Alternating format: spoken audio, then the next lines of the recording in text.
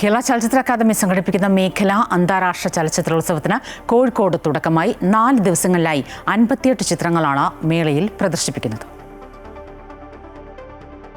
സാഹിത്യ നഗരമായതിനു ശേഷം കോഴിക്കോട് ആദ്യമായെത്തിയ മേഖല അന്താരാഷ്ട്ര ചലച്ചിത്രോത്സവം 3 തിയേറ്ററുകളിലായി ഒരു ദിവസം 15 ചിത്രങ്ങൾ വീതം പ്രദർശനം. 1500 ഡെലിഗേറ്റ്സും ഒഫീഷ്യലുകളും വളണ്ടിയർമാരും. കൈരളി, ശ്രീ കോർണേഷൻ തിയേറ്ററുകളിലാണ് സ്ക്രീനിംഗ്. തിരുവനന്തപുരത്ത് നടന്ന അന്താരാഷ്ട്ര ചലച്ചിത്രോത്സവത്തിൽ പ്രദർശിപ്പിച്ച ചിത്രങ്ങളിൽ തെരഞ്ഞെടുത്തവയാണ് കോഴിക്കോടും വിരുന്നെത്തുന്നത്. ഇറാനിയൻ സംവിധായകൻ മുഹമ്മദ് റസൂലോഫിന്റെ seed of a sacred fig ആണ് ഉദ്ഘാടന ചിത്രം. KR Narayanan national institute of visual science and arts chairperson Saeed Mirza ചലച്ചിത്രോത്സവം ഉദ്ഘാടനം ചെയ്തു. The festival, of course, has always been a people's festival, rooted in democratic participation, known for its